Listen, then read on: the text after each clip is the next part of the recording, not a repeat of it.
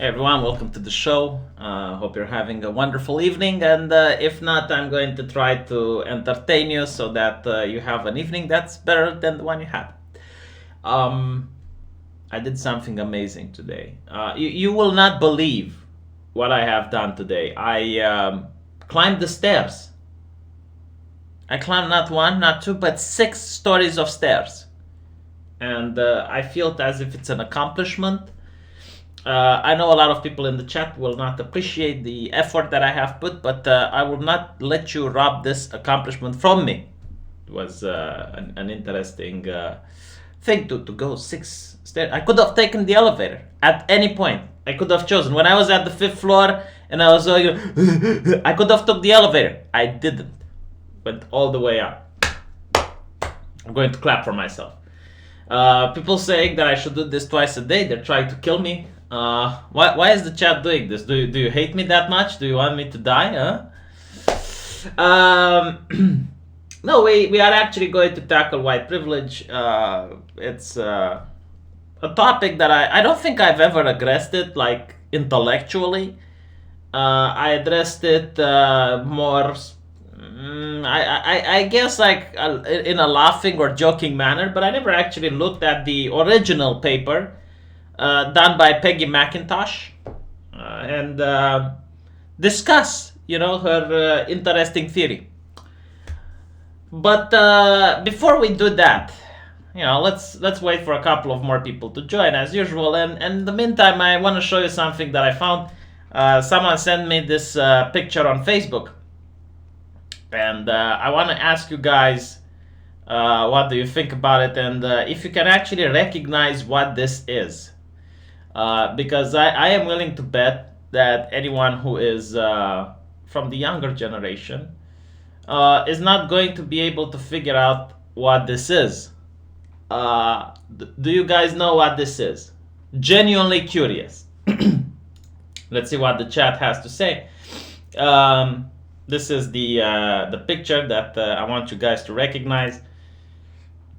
Someone said the radio. False. It's not a radio. It's not a cassette. God, I feel so old. You guys make me feel like I mentioned. Yes, it's a television. So this is what my grandmother used to have. Now she doesn't have it anymore, so I don't have the actual thing. But someone on Facebook gave it to me. This is how a old television that was black and white used to look like. So the way you would operate it is that first of all you would press this button here, and you would have to wait somewhere between 1 to 5 minutes before the thing would turn on. It operated on some transistors. I believe it was called lamps, and they needed to heat up before the actual television started. So if you wanted to watch a program at 7 p.m., you had to turn this thing on at 6:55 p.m. And when it broke, when one of those transistors fried or something, you would have to find out the hard way. Like you would turn on and you would realize that a significant amount of time was passed and the damn thing still isn't turned on. A lot of people would try to calm the machine spirit by just slamming on top of it. Usually didn't work. Like the struggle with the machine spirit would win. Sometimes it did. Sometimes the machine spirit was weak. So after you turned it on, you had these 3 things. I believe this was for contrast, this was for brightness, and this one was for the volume. So these were the channels. You only had 6 channels, and you would basically press and slide, and you would pull this thing out, right? So this was the first channel, and you had like 3 waves. I believe it was like FM, AVT or something. I don't know. They had names basically, but it had like 3 ways which you could catch channels on. And then this was the switch that would go through the 3 waves. And then you had to manually dial, like on a radio, in order to find the correct frequency, right? And once you found the frequency, you would go to the next one, and to the next one, and to the next one, and so forth. And then you would slide this back in, and you would go, and click channel 1, channel 2, channel 3. There was no remote back then. You had to get up your lazy ass and go all the way to the television. And interesting times. Definitely brought back some memories. But I hope that is cool. People say it's hilarious. Yeah, UHF, VHF, and one more. Yeah, that's it. I remember like one of them never had channels on. It was completely useless. Well, like you say this was some high-tech stuff, but for my grandmother, it actually took a while to learn. I mean, it definitely was at the time very high-tech stuff. So, right. Let's see what else we got, because I managed to get a couple of news. Apparently, a stunning and brave picture from Star Wars, and as usually, she has her mouth open. And I am starting to understand why she has her mouth open. It is because the communists, the neo-Marxists involved in the production of this movie, are sucking sucking the air out of the room, right? So when you suck the air out of the room, the actors they have to keep their mouth open in order to struggle to breathe. I definitely understand. By the way, a lot of people say that Rey is ugly. I don't think she's ugly. I think she's not beautiful. And this is something that I noticed that a lot of progressives are doing in their movies. It's in order not to scare their audience, right? Like if you show a chick like this to a beta male, let me bring up one of the Mortal Kombat cosplayer. Let's go for this, Ooh la la. Ooh la la. I am definitely pleased with what I am finding here. Let me find one that's a little bit more appropriate for YouTube. You guys probably can see a little bit in the reflection over there, but here we go. Right? This one is a little bit more appropriate, I suppose. Right. If you were to start a lady like this in the new Star Wars, all the beta males and all the male feminists would feel very uncomfortable. Like, imagine a beta male going in a bar and approaching a lady like this. Like, it will never happen. Like, they cannot spark, like, they can't spark a conversation. They can't even look her in the eye. They will not even be able to make eye contact. That is, how they are. So, same with the feminists that are a little bit more on the beautifully challenged side, especially the large corporeal manifestations. They will never be able to watch a movie like that and not feel threatened by such a woman. So there we go. What Thor? Why are you praising to your God? Daniel Corica, and people now freak out if Netflix is buffering. This money is for your cats, not to UV, sorry. That's okay, because I definitely need money for my cats. They consume a lot of cat litter. I bought them 2 litter boxes because one of them kept pissing on the bed. Hopefully this is going to fix it. What would I do if Heinrich Himmler came to your house with proof that he is your real father? I would feel really happy because Heinrich Himmler was a very rich and wealthy person, which means that I would inherit quite a bit of money and I wouldn't have to entertain you guys for a change. So I would be able to take a break. By the way, speaking of taking a break, I feel bad for Social Blade. Apparently their entire business model is being destroyed by YouTube right now. I'll make a video about it. YouTube is not allowing Social Blade to see the subscribers that people have on their channels. And I hypothesize why this is. If you guys remember that black lady living in a van that blew up overnight, she got like 8 million subscribers or something like that. I think she's like a test run. In our day and market, if there is a desire for something, if people want the product, then the capitalist market will provide the product for them. And in this case, people want popularity. People want the illusion that their product is good. So YouTube can offer that. You can promote a movie and all of a sudden you're going to get like 5 million likes or something like that, or you can have like CNN all of a sudden getting 5 to 6 million subscribers.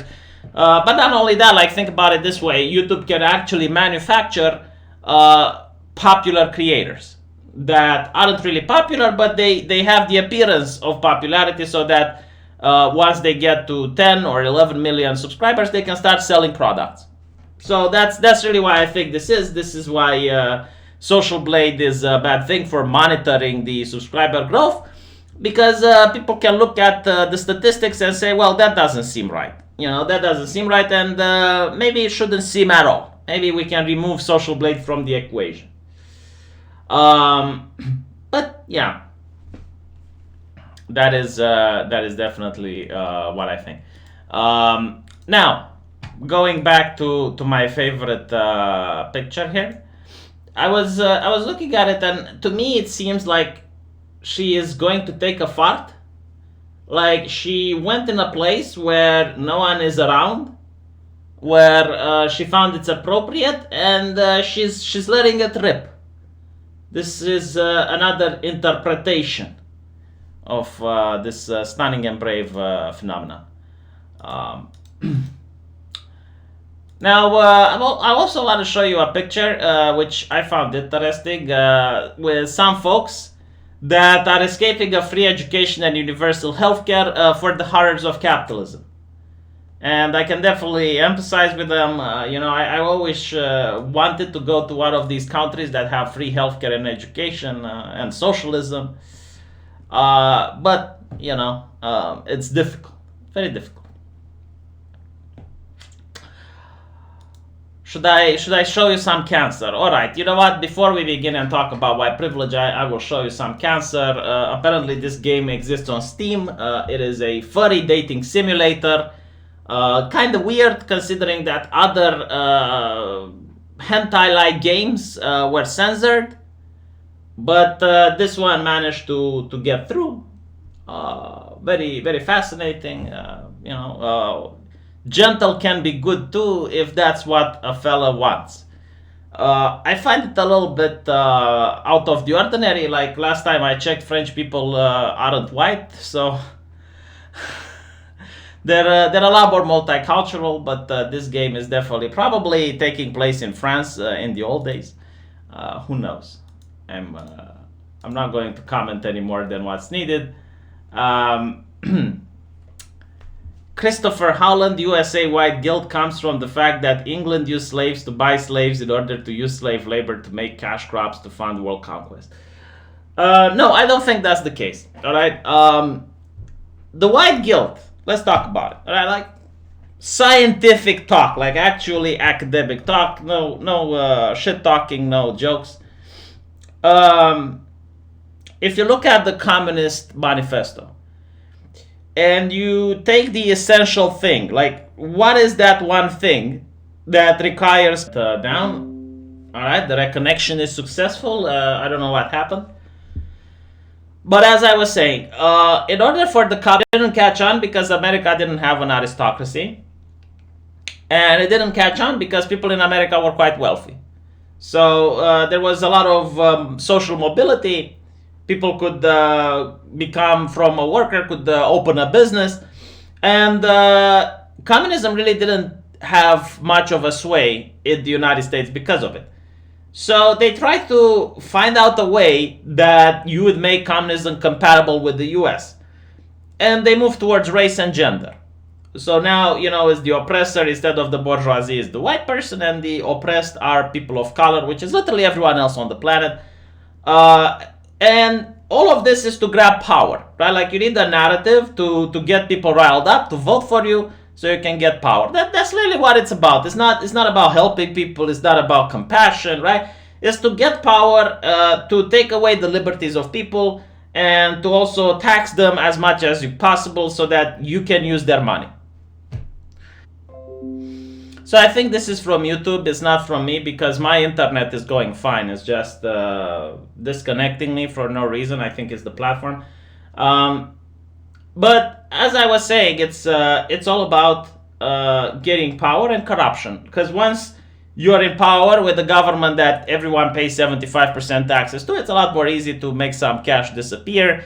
It's a lot more easy for a private company to do a profitable business with the state. I'm telling you, from every single socialist country that existed, corruption follows. With a small government, it's very difficult to have corruption, because if you have a government that only has a military, a police force, and a fire department, and the people that make the roads, what can you steal? Like, it's so little money that it's obvious if someone steals it.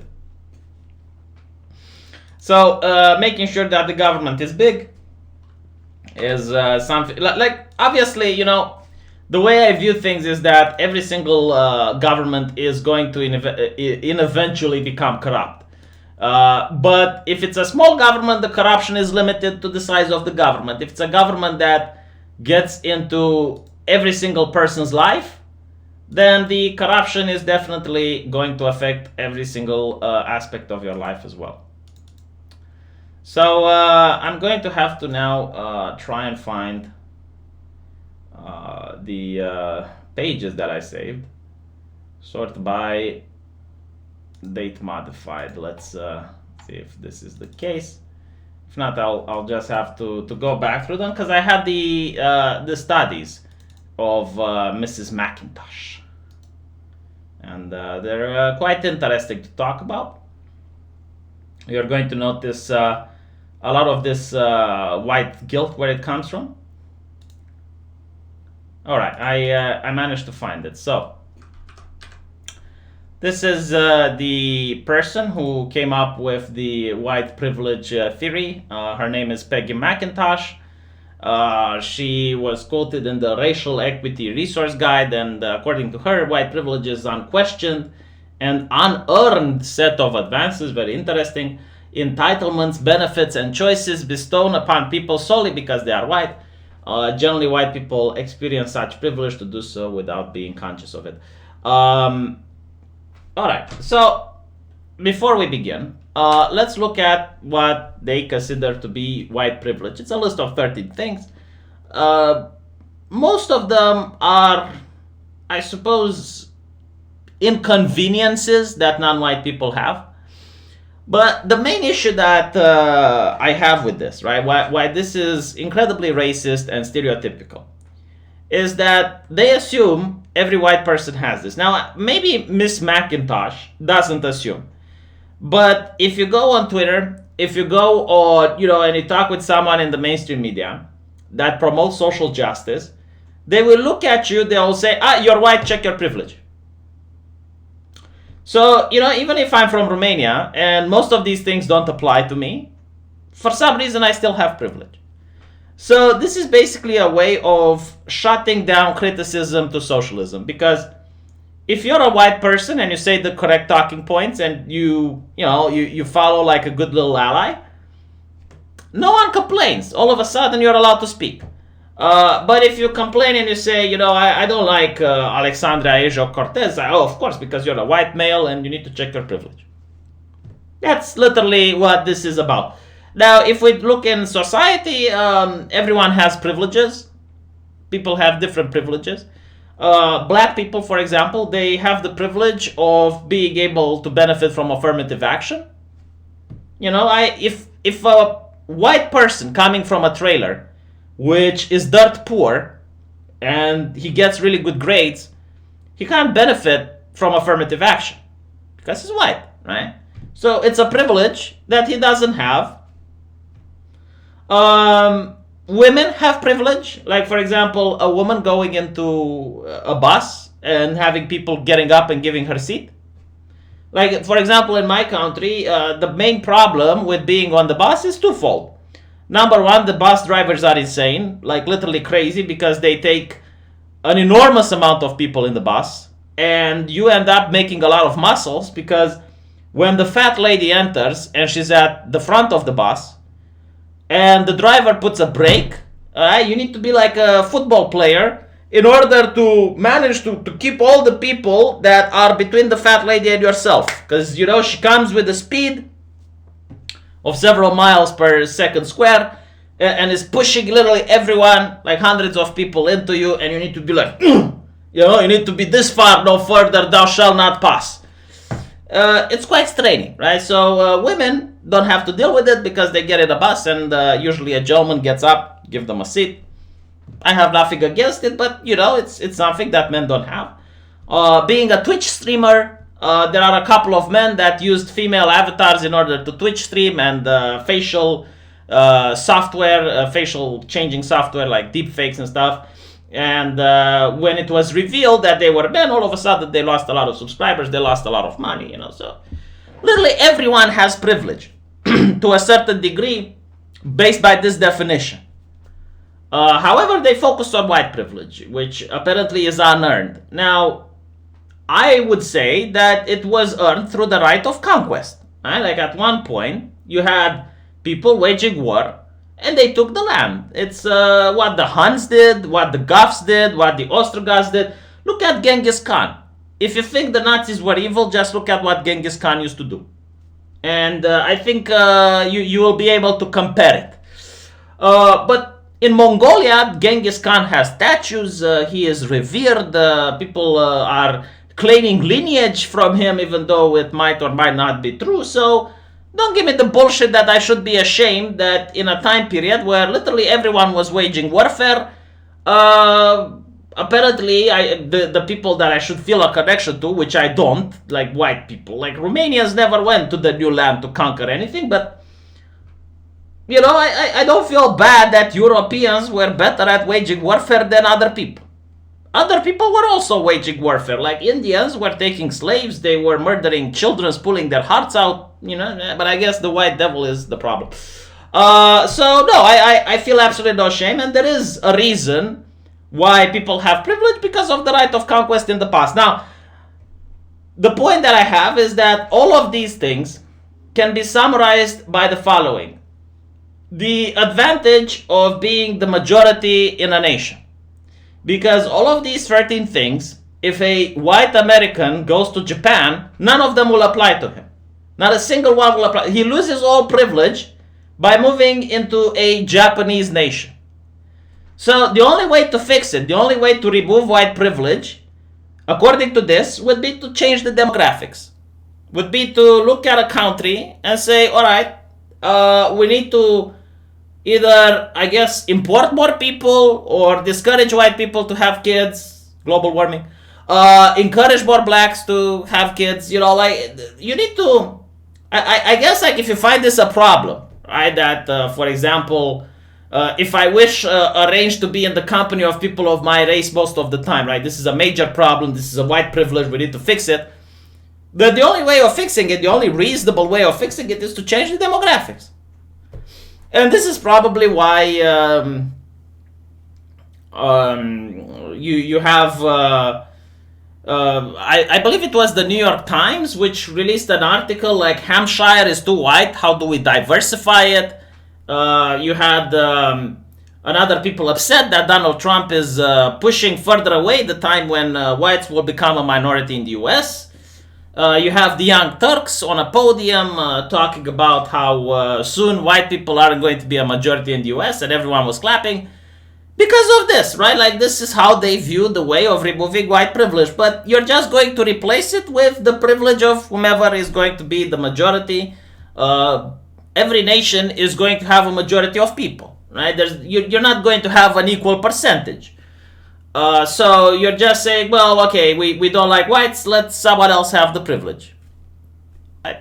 But anyway, right, so let's look at the complaints, right? Number one, I can, if I wish, arrange to be in the company of people of my race most of the time. Now, you would say, and you would be correct, that the progressives, the left, would call this racism. Like, if in Sweden, a person would say, I don't want to live in a neighborhood with Muslims, that is highly racist. But if a Muslim wants to live with other Muslims, that's called multiculturalism. I personally live in the 90s when the left was telling me that it's important not to see color, judge people by their own character, not their skin color, the Martin Luther King, Michael Jackson type of doesn't matter if you're black or white type of shit. So I generally do not care if I hang around other white people or other people of color. Like, if someone has the hobbies that I do, if someone shares the beliefs that I do, I would rather hang around some conservative black folk than some social justice white people. Maybe other people don't view it as I view it, but it's definitely interesting. This is actually what people like to call black privilege. Like, blacks can talk about proud of being black and racial pride and push for all these things and not being called racist. And it's not the word that's the problem. It's not, oh, you're racist, oh, it's white fragility. No, like, the problem is that once you're branded a racist, you get fired, you get shut down, you get deplatformed. That's the main issue. It's basically like getting excommunicated from a church. That's the problem with it. And this doesn't happen when blacks do it, or Mexicans or any other race. In fact, if I'm let me show you something that I noticed today. Right? Let's talk about privilege a little bit, right? Because this is an interesting phenomenon that.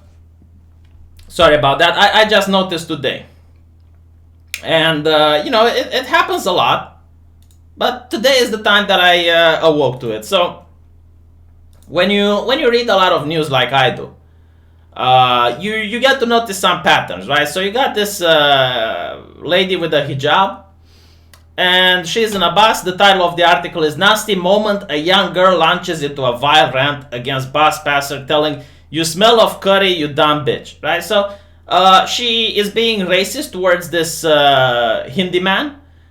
She is also being classist towards him, saying you need to go back to your fucking Southall slum. All these British values that we know and love and cherish. Now, this is what I find very interesting, right? And the moment I will tell you this, you'll probably not be able to unsee it. And this is what I like to call Muslim privilege, right? Maybe I need to get in contact with Peggy McIntosh and see if we can have a paper on this. When an Islamic person does something good, the press will focus on the fact that they're Muslim. Like, if this lady would have won the Nobel Prize, it would be British Muslim woman wins Nobel Prize. This is how the title would be. Or if they talk about a comic book writer that's Muslim, they always mention it. If they talk about an inventor that's Muslim, they go out of their way to mentioning it. But the moment it's something negative, the moment it's something that we don't really appreciate as a society, it's a young woman, young girl, Asian, like these ambiguous terms. Doesn't apply to white people. For white people it's the other way around. Like I can't believe I keep talking about white people because I generally don't give a shit. But in this context where we're talking about white privilege, I have to. If a person, like a white person, gets a Nobel Prize, it will be like his name. Young boy, young blah blah blah, gets a Nobel Prize. If a white person does something bad, like white, a middle-aged white guy, said this in the bus, blah blah blah, or racist white guy, blah blah blah blah blah. It's really the opposite. And like, this is a privilege that I guess other people have in society that shows that different people have different privilege. Apparently in Australia is youth. Is the same in Sweden. It's youth. In Britain it's Asian. It's the Japanese that are to blame. So anyway, I disagree with what Uzulu says. Let's go to other privileges. So like this thing to me is like as a white person, you get to be able to meet with other white people. Who cares? Like, I mean, if I were to live in Japan, do you think I would not have Japanese friends? Do you think I would have a longing for other white folk? Like, but not only that. Like, if you live in Baltimore, where the overwhelming population is black, I guess your white privilege goes away? Probably not. They will still claim you have it. If I should need to move, I can be pretty sure of renting or purchasing houses in an area which I can afford and in which I would want to live. So this is more about poverty I mean, there are rich black people, there's black mayors, there's black police officers, there's black CEOs, there's black inventors, and there's poor white people. So why is this, something like, obviously if you're the majority in the country, if you go to India, then the overwhelming amount of rich people are going to be Indians. If you go to Japan, the overwhelming amount of rich people are going to be Japanese, simply by the numbers. But I guess, poverty is something that is only applied to race now? Huh? Like poverty can't be accused of being a colorblind racist? And not to mention, so far, no, I can't. Really, I can't purchase a house wherever I want. I can't purchase any house, to be honest. So, this is a privilege that I don't have. I guess this is one, where I can wish to be arranged in the company of people of my race, but I generally don't care. This is not something that I give a shit about.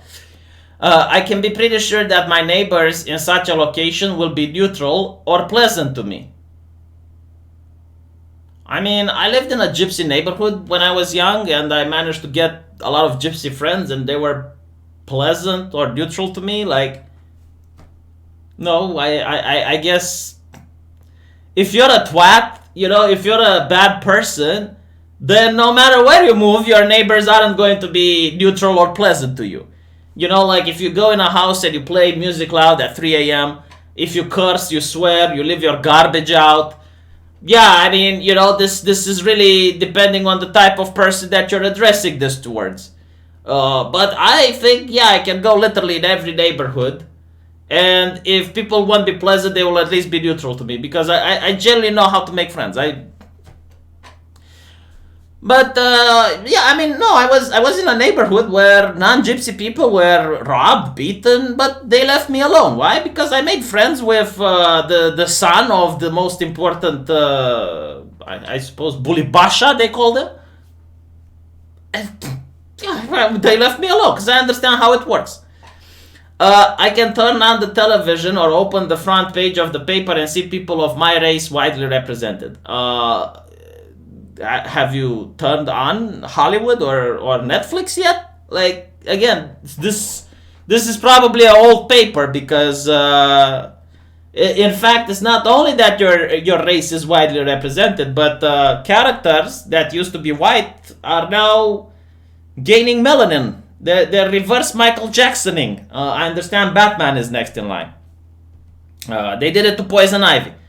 Probably the red hair, huh?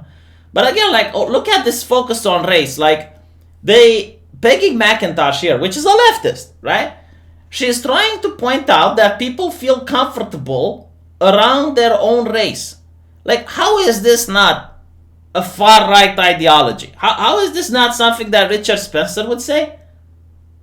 It genuinely baffles me. Here's the thing. If I were to go on YouTube and say that, I don't like multiculturalism, I believe that people are far more comfortable among their own kind, blah, blah, blah, demonetized immediately. This would definitely be no, you're a racist, you just don't know what you're saying.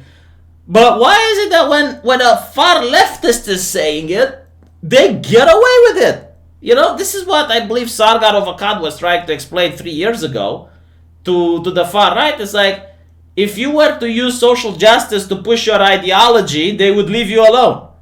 And here you have a social justice woman, implying that being amongst your kind is what people desire. It's a privilege. It's something good. So, Am I the only one who notices the hypocrisy here?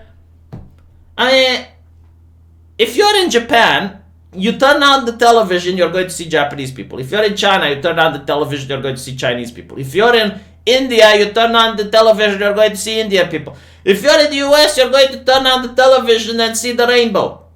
Which, honestly, I don't give a shit. But they're making it a big deal. They're the ones that are saying, no, this is a huge thing. This is an important... Why is it an important... Why is it a huge thing? When I am told about our national heritage or about civilization, I am shown that people of my color made it what it is. False. In my country, at least, we are told about the importance of the Ottoman Empire to, create the Romania that it is today. For example, the Fanariot regime was very enlightening for the Romanian nation. They had these, in the Ottoman Empire, they had an entire neighborhood called Fanar. And there were, I believe it was filled with Greeks. And because they were tired of Romanian rulers constantly rising up against the Ottoman Empire, any Greek that would pay money to the Sultan would be allowed to have a reign in my country for a period of time. And, some of the reforms and some of the knowledge that they brought and their philosophy, it was something that remained here.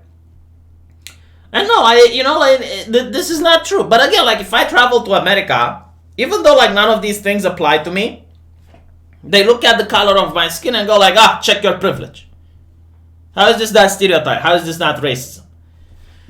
I can be sure that my children will be given curricular materials that testify to the existence of their race. The existence of the race, is she stealing from Mein Kampf? I need to start reading Mein Kampf because I see a lot of people stealing his quotes. It must be some good shit if people keep stealing and plagiarizing his speeches. By the way, there was this thing in academia recently where a couple of misfits went to Mein Kampf and changed a couple of words here and there, replaced Jews with white people and stuff like that. And they published it in grievance studies. Guess what? It was approved. Not only it was approved, they stopped the experiment the moment they suggested that one of them should become a full-fledged professor at just if I want to, I can be pretty sure of finding a publisher for this piece on white privilege. But you already did. You not only found a piece, you shaped culture with it. But are you saying that black people don't have pieces that are being published? Thomas Sowell doesn't. I can go into a music shop and count on finding the music of my race represented. No, I can't. But let's assume, we're talking about the white. So if I go into a music shop, am I going to find Beethoven? Am I going to find Schopenhauer? Am I going to find, all these musicians? Or do we consider now, Justin Bieber to be white? It's if you look at Justin Bieber's staff, it's multicultural. Yeah, sure, he's the singer. But there's people of color that are writing for him. It's if you look at the background dancers, there's also some black ladies that are dancing there. I mean, is this into a supermarket and find staple foods which fit with my cultural tradition into a hairdresser stop and find someone who can cut my hair. Again, all of these things that they consider privilege are based around the fact that they believe people are happier when they're amongst their own kind. How else can I interpret it? I would generally like to see someone interpreted this differently for me. And secondly, it is things that apply to the majority of the population. And the only way to fix it would be to change the demographics. Whether I check credit cards or cash, I can count on my skin color not to work against the appearance of financial reliability. So if a Japanese person is a Japanese person benefiting from white privilege? Or in Baltimore, where everyone is black, are they going to? I can arrange to protect my children most of the time from people who might not like them. No, you can't. I mean, look at the transgender laws that are being pushed.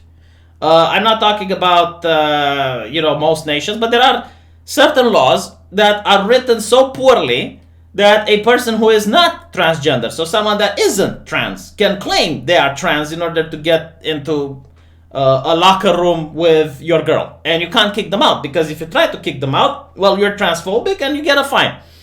I can swear or dress in second-hand clothes or not answer letters without having people attribute these choices to bad morals, the poverty, or the illiteracy of my race.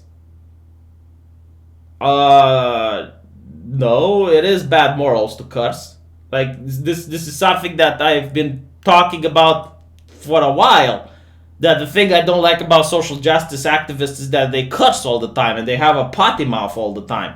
And they're uneducated.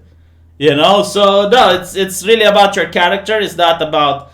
I don't think anyone looks at Thomas Sowell and, you know, looks at him and says, wow, what a poor person with bad morals and illiterate. I can speak in public to a powerful mayor group without putting my race on trial. Don't even know what this is. But, you know, race this, race that, race. Like last time I heard so much about race was when Hitler was giving a speech. So, yeah, I mean, this is literally the beginning of white privilege. This is how it started. All right, like this lady is the one that put the cornerstone for this ideology, which, again, they're minor inconveniences, I guess, but the way it's applied is that every white person has white privilege and you need to shut the fuck up or else they're going to deplatform you. You know, the reason I say they're minor inconveniences, I know a lot of Romanians who go abroad. I know Romanians who went to Turkey, I know Romanians who went to Japan, and they're not complaining. They're very happy there. So, you know, like, according to her, they should feel miserable or something. They should feel like second-hand citizens. Deborah did not kitty food for $2. I guess it's like 2 days. Yeah. No, thank you. I appreciate it. If you hear splashing sounds, that's my neurons committing suicide. Yeah, so, you know, like, that's pretty much what the white privilege is about. Speaking of, you know, racism and whatnot, look at Vox. Andrew Yang use of Asian stereotypes is reinforcing toxic tropes. His one-liners about math and doctors ultimately send a troubling message. Can you imagine that? It's like Asian people are good at math. Ooh, that's troubling. You know, like some of the best doctors that do stomach cancer research are Asian. Oh, that's very troubling. No, that's very troubling. So the guy was making fun of himself, and for some reason, you know, here you have Vox. Like, this is like the insanity. Like, the Chinese people actually have a word for social justice. It calls they call it something like white leftism or something like that. Here you have an Asian making jokes of himself, and you have a white person from Vox telling him that he can't do that. I mean, I generally don't know. Not to mention, like, how are these, like, first of all, these stereotypes are legit. Like, if you look at the scientific contribution for math and medicine, a lot of it disproportionately comes from Japan. So, you know, and why is it a bad thing? Like, I generally don't understand. It's like, okay, Asian people are good at math. Like, why is that a bad... Like, it's not even derogatory in any way. You know, I wish I was good at math. But I suck. What, I Asian? But the reason Japanese people are really good at stomach cancer research is because of their culture and their diet. See, Japanese people eat a lot of smoked fish. Smoked fish has a higher risk of causing stomach cancer. So they invest a lot of money in cancer research, you know. And this I know a lot of people in med school, they have a family member either suffering from cancer or suffering from another disease, and they go in med school and then they go and start researching into that particular disease. Something that people do, yeah. Celiac disease. Celiac disease is a horrible disease. You're not supposed to eat gluten. If you eat gluten, you're going to shit your guts out. Long story short, right? But it affects Jewish people because it's a genetic disease, right? So Ashkenazi Jews are more likely to fall into the category of this disease. So it's number one, hereditary, and number two, it's about the environment, right? Like you can choose not to eat gluten, you can stay away from it, and you won't get the disease. But there's a lot of money invested into this disease, and a lot of Jewish doctors have produced a lot of research on this subject. Is this a stereotype? Like, no, it's things that have a basis in reality. It's about culture. It's about what affects people. You know, I guess genetic illnesses are racist, I suppose. I wouldn't be shocked if they would at one point actually make this claim. I mean, in USSR, we had Lysenkoism, who claimed that genetics are a Nazi thing and plants only abide by socialism and you don't need fertilizer for the plants. And he forced everyone to apply his little theory. Was a mass famine. Then he shot some farmers because he claimed they didn't apply the theory correctly, which ended up in another mass famine. You know, this is how famines appeared in the USSR. It wasn't by magic. It wasn't that someone pulled a famine out of his ass. No, it was like cause and effect. You know, you kill farmers, you get famine. Like Zimbabwe, like South Africa is going to find out. It's a thing throughout history, but apparently, you know, people are still learning. They still don't understand. Cat Toys Money from Mindful Leon. You know, I actually want to buy them some money. His pictures are scary, huh? Sickle cell anemia is racist.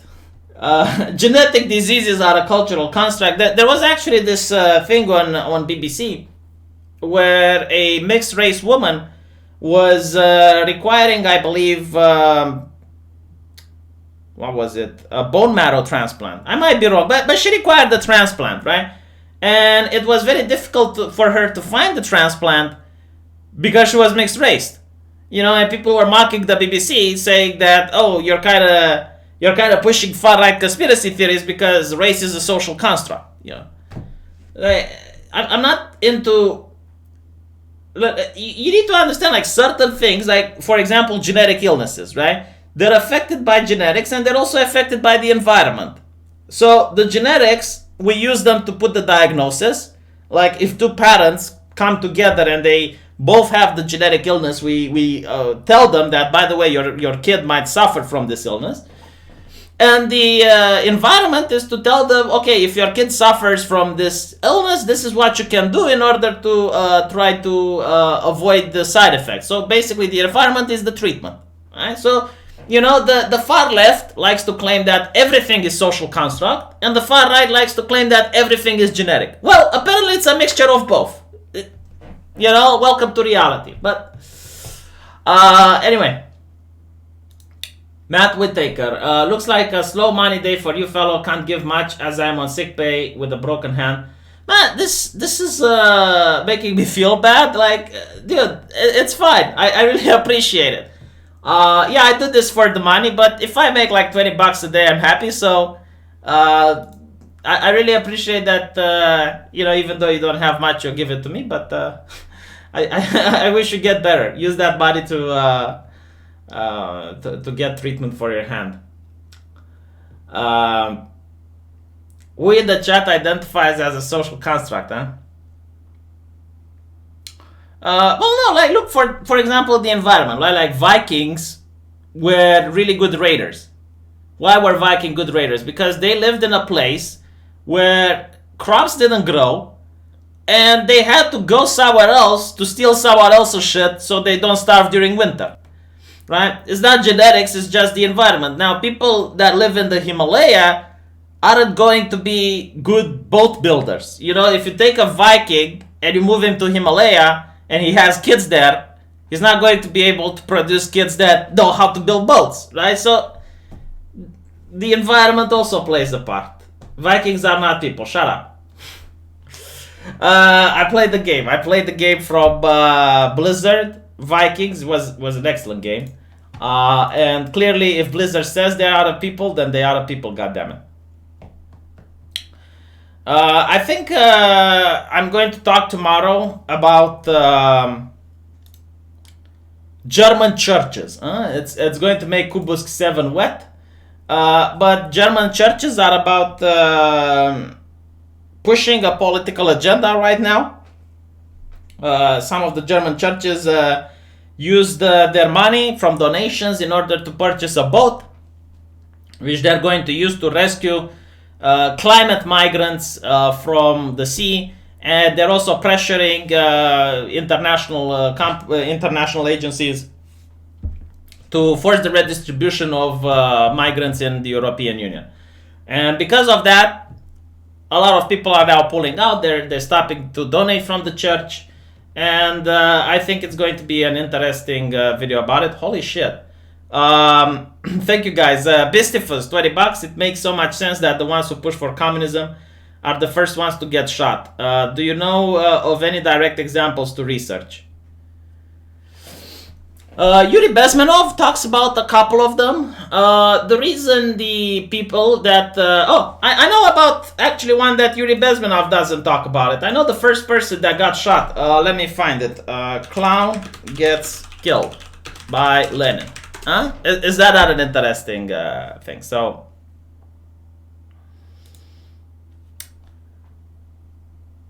let's see if this is the one.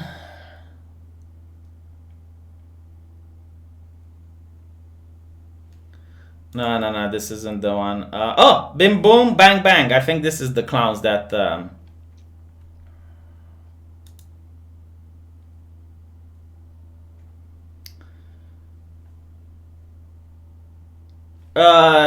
my god, too long, didn't read. Let me see if I can find a shorter article. I'll break it in a bit. It's a very interesting story, actually.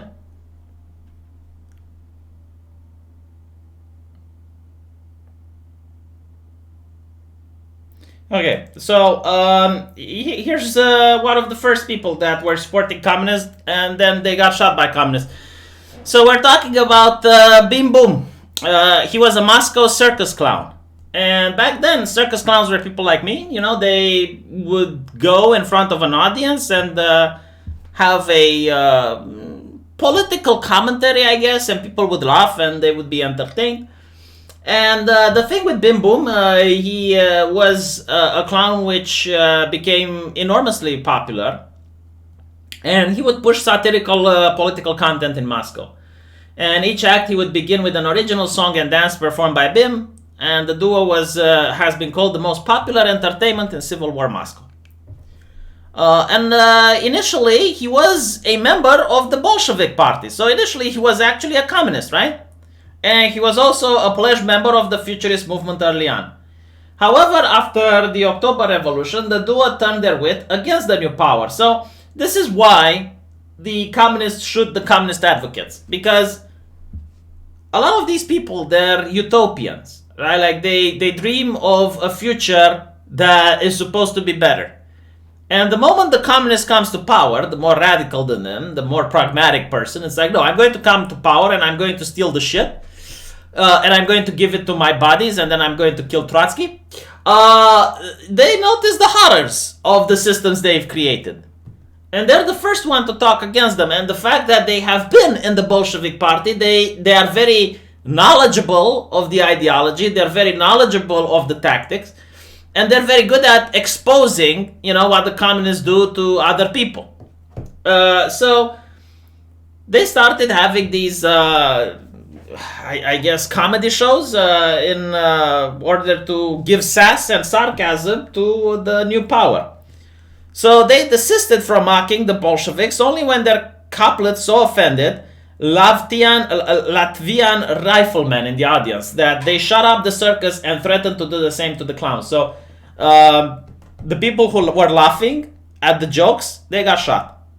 In Andrew and Gordievsky's History of the KGB, Bim Boom is identified as an individual, not a pair, who had been shot by the Cheka operatives during a performance in Moscow. Bim Boom is mentioned in the 2007 documentary Russian Revolution in Color, but the reference in the film is inaccurate.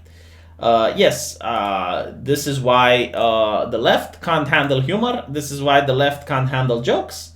Because they're problematic. And throughout history, communists do have fetish of shooting funny people.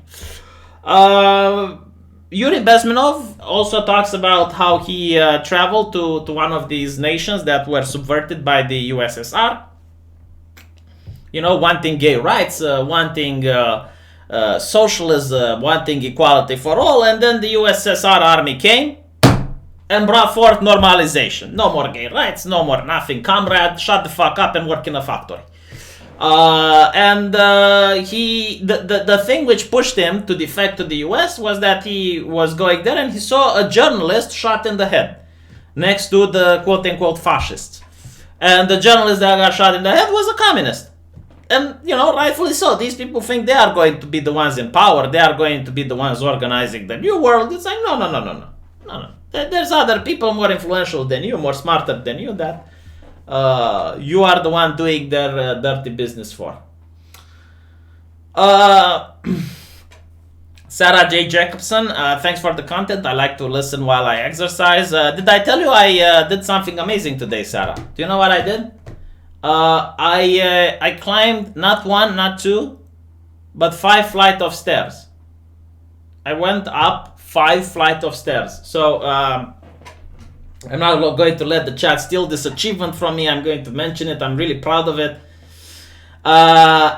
It is brave, Alex. It is brave. Wally World X reminds me when I was at the recovery hospital. That's what it was called, and I had to climb all the way up to the 9th floor until I found out that there was an elevator and I could just go up with the nurses. As long as I had my medical uniform on, no one asked a question. So, Wally World X, maybe all this degeneration is good. People had no need to articulate their ideals or principles before all this, but now it's quite different, just saying. Yeah, I mean, the thing with the degeneration, the way I view it, is that, and I look at this through history, right? Roman Empire, and most other places, Weimar Republic, like, people are fine with the degeneracy. You know, they can try to stifle down right-wingers, and they can try their best in order to suppress any type of right-wing ideology, and people are silent. But the moment the money stops going in, the moment you have an economy crisis, the moment people can't find jobs, well, people are going to hate the ones in charge, which, you know, they got so much power that they pretty much have their hands in everything, so they're to blame.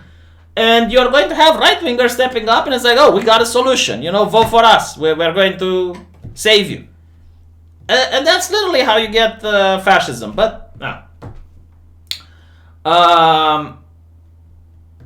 Money for jam, strawberry jam. Thank you, Thomas, I appreciate that. I'm fat enough to crush the ride. Alright, this really hurt my feelings. Jimmy, what have you done? My fifis are hurt. And I'm going to stop now. I'm going to upload another video on my main channel. Hopefully you guys are going to enjoy it. And I'll see you all tomorrow.